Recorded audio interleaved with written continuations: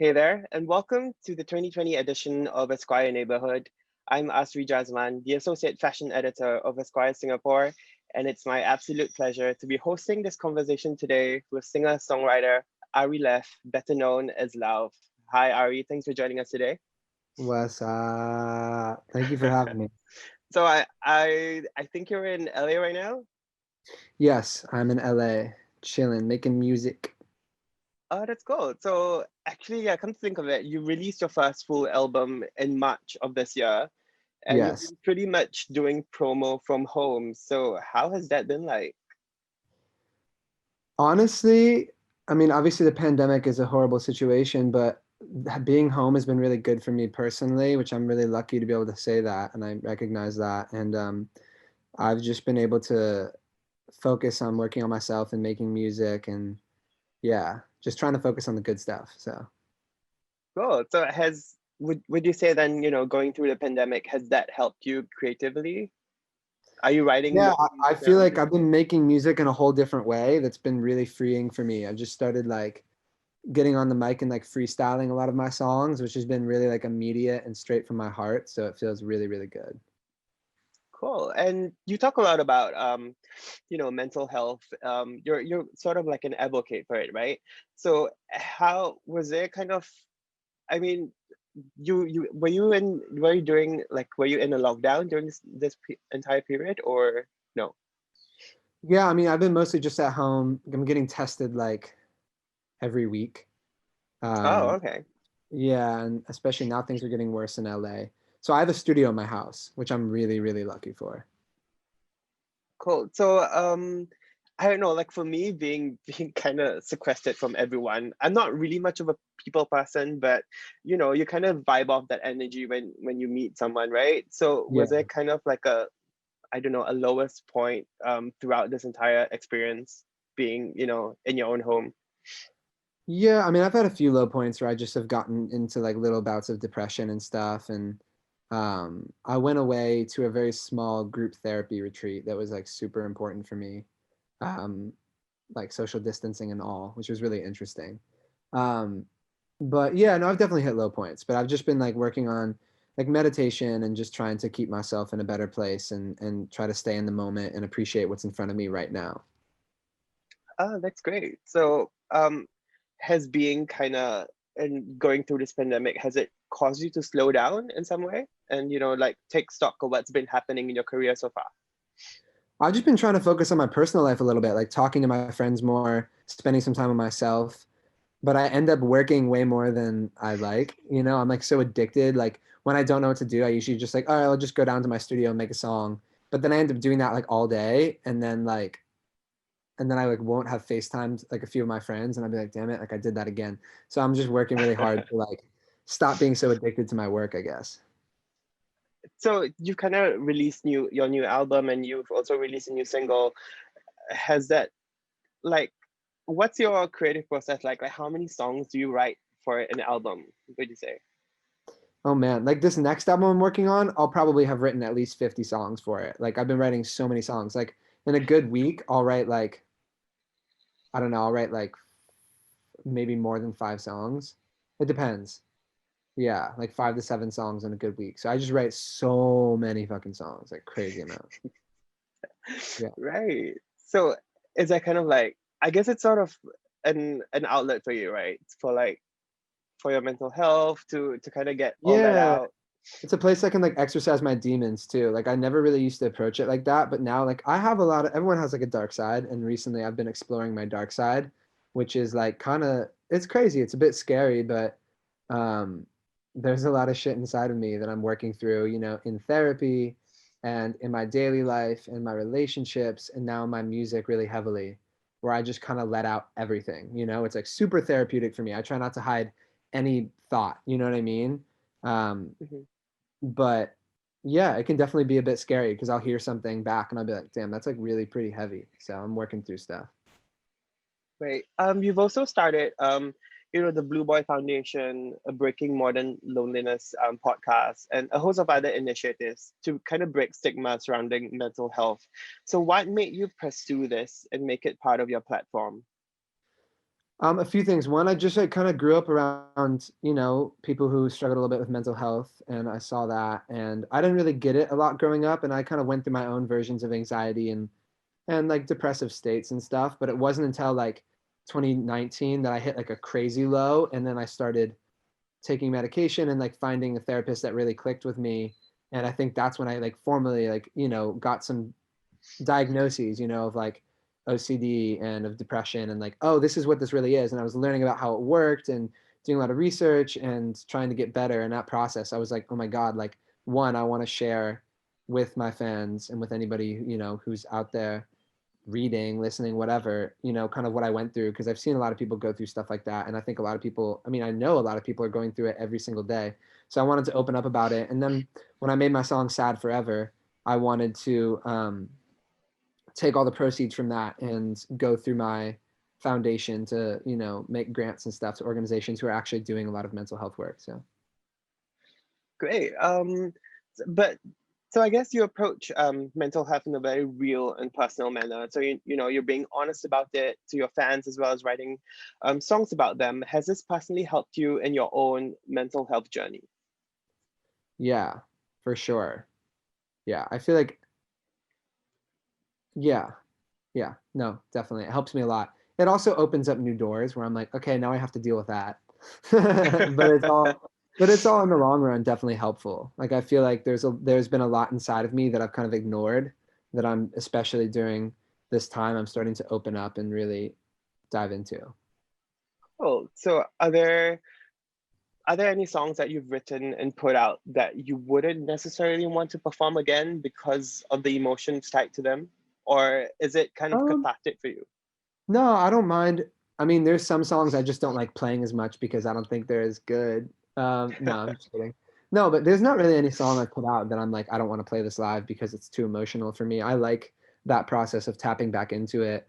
And like, it's dope when I see people connect to it, I think that's really beautiful.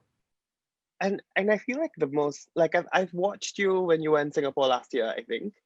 Um, and I feel like the thing about you is that you make this intrinsically sad songs, but you put like a happy beat to it. So, Yeah. like I'm a bit confused, like how is this is a dope beat and like I'm grooving to it, but then like when you listen to the lyrics, it's just like no, I don't know whether I should be like, Yeah. be happy about this. That's very me. I don't know. I think it's nice to make stuff that feels cathartic and it can be a bit sad, but not do it in a way that makes people be like super depressed while they listen to it. It's like you can relate to it and subconsciously connect to it. And then, but it can still be fun. And I don't even do that on purpose. It just kind of happens. Right. Yeah. So in your song Billy, you write about detractors and haters who are trying to bring you down, as you kind of pursued your career. So how do you approach all the success and the attention that you're getting now? I try to ignore it. No, I don't know. I try not to think about it because it'll mess with my head. I try to just do my thing and like show appreciation to my fans and be myself and make my music and stay connected to why I'm doing it in the first place and for the love of the music and the creative and everything and not to think about that stuff too much. Right. So Yeah. you wrote Modern Loneliness as well, and it basically captures the entire essence of your platform. So you've also called it the most important song of your career so far. So can you tell us how you came up with it? Yeah. Um, it's funny because I feel like I process my own music so quickly and then I like move on. Like that song was so important for me. I got a tattoo that said Modern Loneliness. Just because it like really described something I've felt for a long time that wasn't related to love, that was like more so about, like how I felt a little bit growing up and like how I've felt for a long time, especially like nowadays, like how it's like I want love so badly and I want close friends and close connections and intimate relationships, but then I end up avoiding it. I end up like not calling people or like not deepening a conversation or whatever, pushing people away. And I really do feel like that's like this modern loneliness that people experience of wanting love so badly and wanting closeness, but then not knowing how to foster that and make it happen. It's sort of like, why do I do this? I don't know why the fuck I do this, but I do this, and here's a song about it. Cool. And I feel like it's something that everyone can relate to. Like Yeah. it really is what everyone is experiencing right now. Yeah. So I read in an interview that at the age of 14 or 15, you felt that your career hasn't taken shape the way that you wanted it to.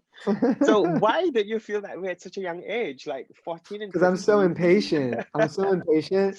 And I don't know, I got a negative side to me that's always like, it's not good enough. It's not good enough. It's not good enough. And that's like, it's cool because it's driven me, but it's also something I'm working on because it makes me unhappy, you know, to not be able to enjoy what's amazing right in front of you. But yeah, I look back at it and it's so funny because it was like, I was so young, but I had put so much pressure on myself, like with MySpace and everything at the time to be like super huge and super successful. And like, it like bummed me out. And I like wrote this like old soul song about it, like just like this, like I don't know, it was weird, but it was funny. But it's also pretty relatable now. If you look at like who's kind of coming up in the music scene right now, and they're all so young, and Yeah, you know, it's pretty insane that you actually felt like that at 14 or 15. I know. And So now you've there's also 14 and 15-year-olds who are like blowing up, becoming the biggest artists in the world, you know? I'm like, this shit's crazy. It's amazing.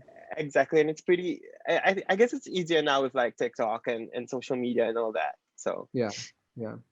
you've also created I would say a signature sound for yourself that's quite, synth heavy. And what I mentioned earlier, kind of like making sad songs with really kind of happy beats. Yeah. How long did that self-discovery take for you? It's funny because I don't even know how to describe my own sound because I guess it's just like I think somebody could describe me better than I could describe myself, you know? But it took me a long time. I just had to get to a place where I like would trust my instincts, you know? And I remember there'd be certain people who would tell me, "Oh, I had to like find such a specific sound growing up." And then I kind of was like, I always wanted to make all sorts of different kinds of music. So I just like stuck with that, but then I was like, I can make different kinds of music, but just do it the way I want to do it. And I guess it'll sound like me no matter what, whether it's electronic or a little bit more rocky or whatever the hell the vibe is, you know? So it was just about kind of trusting my own opinion and taste and going with that. Right, and I read that you started being in a metal band, if I'm not wrong, right? That was one of the things I did. Yeah, I was in a metal band. I did like an electronic acoustic vibe. I did like a emo band. I did like all these different vibes. Cool. So, which comes first for you in your musical process? Is it melody or lyrics? Now both at the same time. Yeah, usually both at the same time. I like to just freestyle ideas on the mic, and usually that's like a melody and a lyric, which is nice. It's so much faster.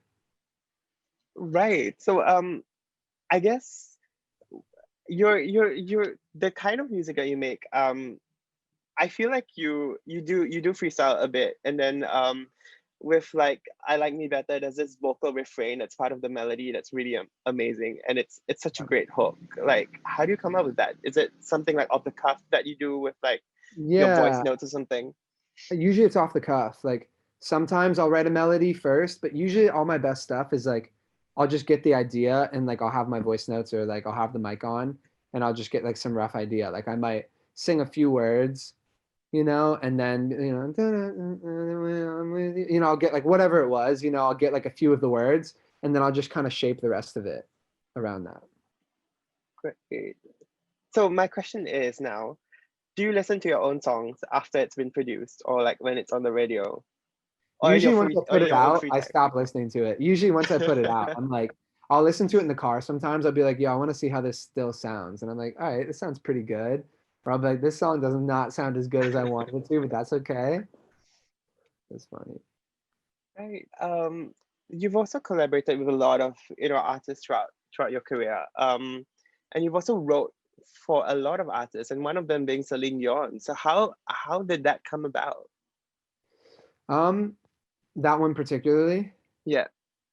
that one was interesting. I had just written some song ideas with some friends a while ago, and then I guess Celine heard the idea and just loved it. And then I was on tour at the time, and so my friends helped us finish it. And yeah, it's insane to me. That was like one of those things I never expected to happen. Like I'm like, how that's like so like random in the best way. So it was really cool. So was it kind of like pitched to her, or was it something that she just happened to hear? I think what happened was Yeah, I think like she had reached out being like, I want to hear some songs, some song ideas. And I didn't even know it was played for her. Somebody like played it for her, I think, like on my team, or I don't even know, something like that. And then they just told me that she liked it. And I was like, that's crazy. So It's insane. Like, can you imagine Celine Dion? Like, she's like the I pop know. legend. I know. It's crazy. So how do you you've also collaborated with a lot of artists, like Conan Gray in your latest single. So Yeah. how do these collaborations come about? And how do you is there a difference in writing for a duet, for example? Yeah. I mean, they usually come out, honestly, my collabs usually just come out of nowhere. Like me and somebody will just become friends or yeah, usually it's like that. We'll just become friends and we'll meet each other and we'll be like, oh, let's try to get in the studio. Let's try to make a song. And most of the time it's just worked. I don't know. I think if it's people I'd like vibe with, like I gel with, then it ends up working really nicely, which is dope, you know? And then we're like, oh, damn, we have a song. But I like collabing too because it's like it gives people like, I can do my thing and then someone else can do their thing and we can put our perspectives together, you know? Which is, I think, really special. And one of them was BTS, like one of the biggest Crazy, K-pop yeah. boy bands out there. So crazy. I don't know how that shit's insane. And they obviously have such a huge fan base. And were you kind of afraid or kind of intimidated by that fan base? I think I was a little bit nervous, but they received me so well, like so beautifully, and have been super super kind. You know, and I'm really appreciative of them and how yeah, I mean just how supportive they are in general, and yeah, how passionate they are. It's really cool, and I'm just thankful. I'm thankful that I got the opportunity too. You know. Cool. Um, so let's talk about your latest single, Fake with Conan Gray. So was there a certain incident or experience that inspired Fake, or was it a collection of experiences that you've had? We were both just talking about, people in our, I don't know how we got into the conversation, but we were talking about people who like, I tend to try to give people the benefit of the doubt and be like, and not assume people are fake or anything. I know some people who do, kind of make that assumption. I try to see the best in people, like, because I think I don't see the best in myself. And oftentimes I'm like trying to see the best in something. But, and we shared some experiences where we're like, oh, like that's not, like what we saw was not what was actually happening. You know what I mean? And we were both just kind of vibing on that, and then we were just I think I started playing the guitar like just as it was like two chords until later in the song. Then there's four chords, and then we just started like singing it. It kind of was just it almost started like as like a funny thing, and then we're like, this is dope, and then yeah, we finished it obviously. Oh, so how did you and Conan get together for this? So we both played like a online Zoom event. Like we played an acoustic song and I had heard his music before, but then I heard him play and I was like, "Oh my God, he's so good." So then we just started talking online and then we FaceTimed and then we were like, um, let's try to write a song together and we literally wrote it the first time that we hung out. So it was really crazy. Oh, that's great. And I feel like you guys are quite similar in your vibe, as in when it comes to live performances, there's no choreography. It's really basically just you guys, having fun. And it's Just trying also to vibe, yeah. yeah, it's captured in your music video as well. So it's pretty, it comes across as pretty authentic. And who came up with the idea for the music video?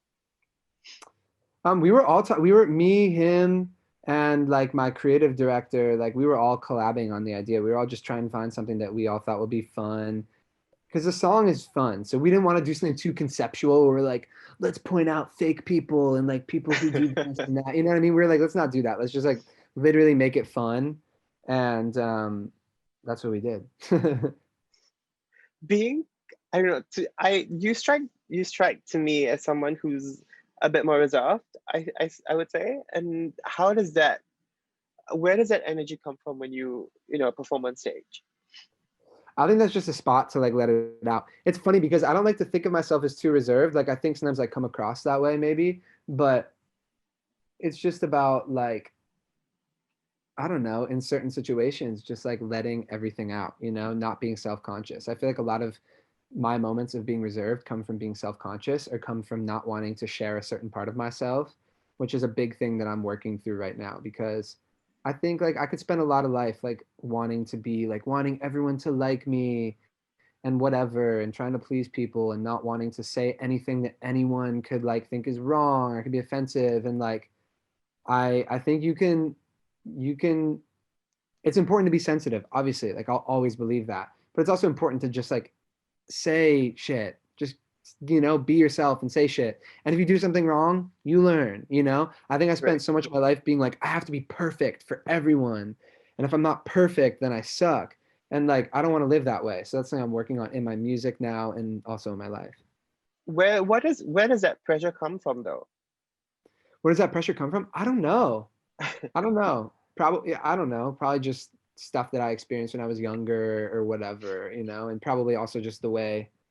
Yeah, I don't know. I don't really have the answer, but I mean, I think some of it comes from like actually when I was probably going from eighth grade into high school, I started to not feel very cool. And I started to be like, I have to start working out. I have to look better. I have to do this. I have to dress differently. I have to do this and that. I have to act differently. And I think a lot of people go through that. And I think I kind of just got stuck in this loop of like trying to be something for somebody else instead of just being who I am. And I think it's kind of funny. I oftentimes look back at like little kid me and like me in like, I don't know, like early middle school. And I was just like, I didn't give a fuck. I was just weird and had fun. And I think over time, like I was like, I can't be that weird. Like people aren't going to like me, like blah, blah, blah, blah, blah, blah. And like, I think that's sad. You have to express, you have to just be who you are. Yeah, definitely, for sure. And so talking about fake, are you able to sniff out someone who's trying to be fake to you over the years I don't know. I'm not now? sure if I'm that good at it. I don't know. I don't really feel like I've had a lot of people being fake. I think sometimes I can tell. And it's Mhm. usually not malicious. I can just tell people who are like not being totally honest or themselves. And that's okay. I do the same thing. I mean, like not in big ways, I hope not, but like someone will be like, you want to do this? And I'll say yes. And then I won't hit them back. Like everybody does shit like that. Like I think we all have like a potential to be fake for sure. But yeah. But I guess like I don't know, being a celebrity and with all the success that you have, is there always kind of like is there doubt when someone is trying to get close to you and you don't really know their intentions? I feel like a lot of people ask me that. I don't really think about that so much. I just feel it out. I think luckily I mostly attract people who are actually into me, as a person and want to be like in a friendship with me or a relationship with me, as opposed to worrying about anything else. But I also am oblivious. Like I miss things. So is Fake gonna be part of an album, or for now it's just gonna be a single or an EP? That one's just gonna be a single. The album I'm working on is pretty different. So Right. So when can yeah. we expect that out? Not so soon, I Honestly, imagine. I have no idea. I'm still just trying to take my time and make it amazing. So yeah, I'm not sure yet, but as soon as it's amazing, it'll be out. Cool. What do you miss most? Do you miss kind of um I don't know, performing because you haven't had the chance to tour for this album, right? I do miss playing shows. Yeah. I think about it a lot lately. Like I miss playing shows. I love being home, but I do miss being on stage with everybody, sweating my ass off, screaming the words, just running around stage. I miss that. And you've also forged a friendship with a Singaporean photographer, YK. How Yes. how did that come about? He was actually I mean he's actually part of our lineup Oh, for Esquire amazing. Neighbourhood. Yeah. I love him. He's like one of the best people on the planet and so talented. I forget how we met. I literally don't remember, but we worked together a good amount and he's just such positive energy. Yeah. I mean, I'll love him for life. He's amazing. Cool. So what's your favorite like Asian country so far while you're touring? Oh, I can't. I can't. Come on. I No, no can't share pressure, that. no pressure. Yeah, I can't. I don't know. Yeah. No answer. Yeah, and I also want to ask you about your, your fashion sense because I feel like it's been like you play quite a bit with clothes, with like your hair color and like your nails as well. So what um I don't know, like what kind of brought that kind of confidence about? I kind of was just like, I don't know. I'm at a point now where I kind of like, I don't really care as much. So I just do whatever feels fun and right in the moment. And sometimes I'll go through a period of time where I literally wear the same pair of sweatpants for like a week, especially now. But I kind of just do stuff by impulse, to be honest. Like whenever I'm doing my hair, I won't go with a plan. I'll just like be like, oh, I need to cut my hair and I want to re-dye it. And then it'll be time. And then I go to do it. And then I'm like, I don't know, what should we do? And then the idea will come up and we'll just do it. Like, I don't know. I don't really think about it too much. Although I am getting a little bit tired of the colors. I think I'm ready to like do something else, but we'll see And I what that read is. and I read your recent tweet that you were just like bewildered that you had a buzz cut last time. Oh yeah, I look so much better with long hair. It's so funny. There was that phase of like every guy getting a buzz cut. It was like, oh, sick. I don't know. It was so funny. I mean, it is what it is. I have fun. I think it started from an existential crisis. So So what's your relationship with social media though? Because I feel because I follow both of your accounts. You have Lauv songs and you have not Lauv on Instagram as well. Which is hilarious. Like not Lauv is like the most random things ever, which I love. yeah, sometimes I put not loud stuff on my main one because I'm just like I want to share it with the world. And most people are confused. Yeah, I don't know. My relationship with social media is kind of like, oh, I have no idea. It's just random at this point. Like whenever I feel like going on, I go on for a bit. But I've been trying to spend less time on it because sometimes it just stresses me out. Like I'm just like, I don't know. I'm already stressed out enough in my life, and then I think about also getting online and like sometimes it just stresses me out a bit. But I go through phases. I can imagine. Do you have people like, doing social media for you or no? Is this you? Yeah, just me. I mean, Cool. occasionally if they're like, we have to post like a promo something. I'm like, this is what I wanted to say. Like, and I'm recording, it's like that, but nothing else. Do you kind of feel, I don't know, like looking back and you've kind of had you've had a pretty stellar career so far. Like looking back, do you was this what you've had imagined for yourself? I don't even know what I imagined for myself. Yeah, I was thinking about this the other day. I didn't really have a picture in my mind. I just wanted to be successful, whatever that meant. And then I feel like I got to a place where I'm so lucky and like I've had a lot of blessings and a lot of amazing things happen. And that didn't even make me happier as a person. So I was like, now I have to focus back on just being a happy person. And um, that's been really cool to focus on that. And I feel really lucky that I can do that, at 26, that I have these blessings in my life and I have the freedom. So for me, like success is like kind of changing. Cool. Was there wh- who were your idols that you looked up to when you were growing up that Oh perhaps kind man. of shaped your idea of what success is?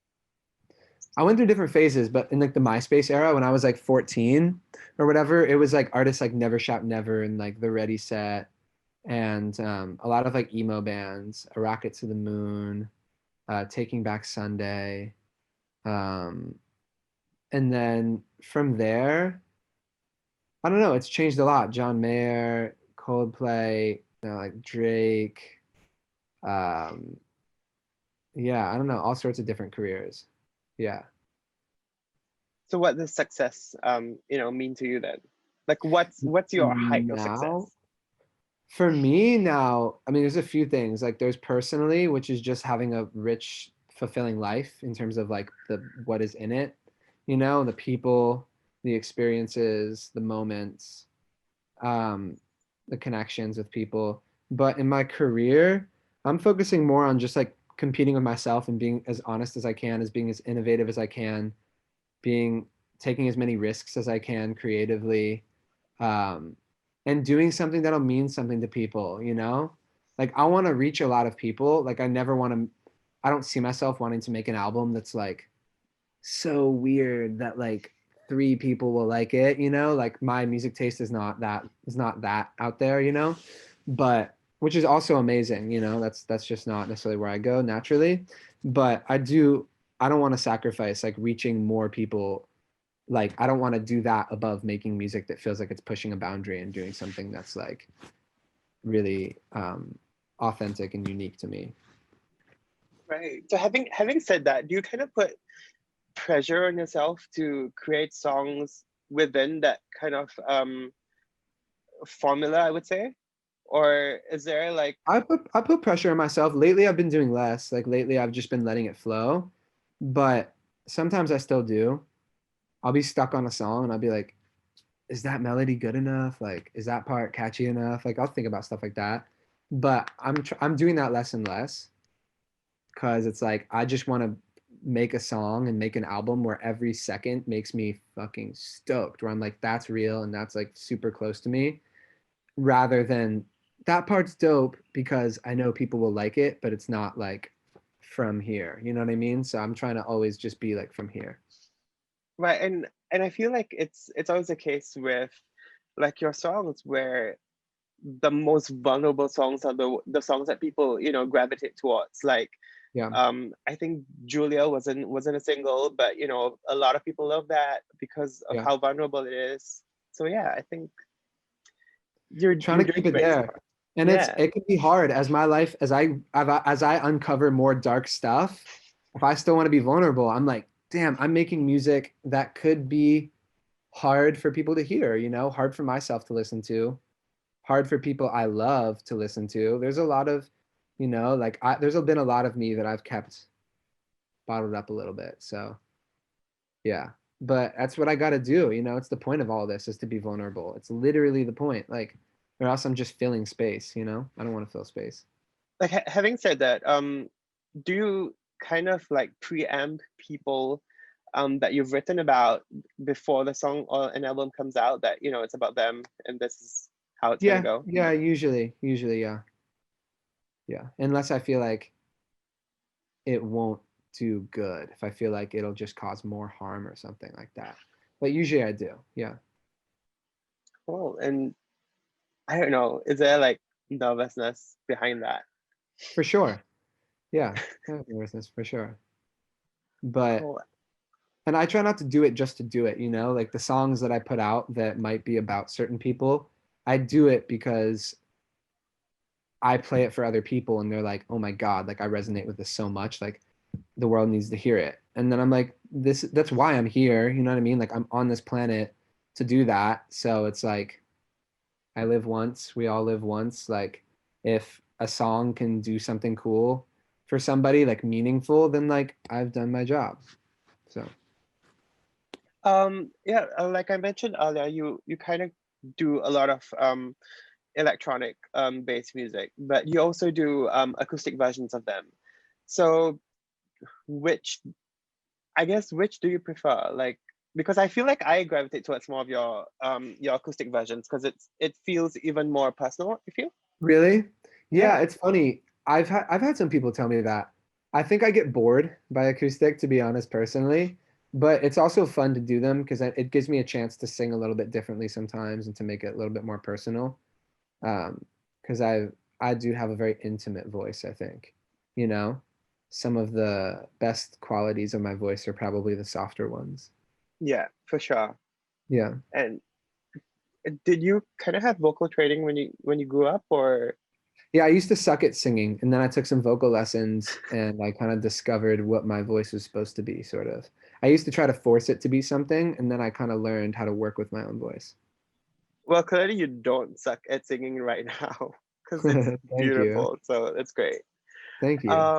Yeah, my final question to you is, for anyone out there who's kind of dealing with any sort of mental health, especially during this time, or wanting to be as successful as you, what's your advice?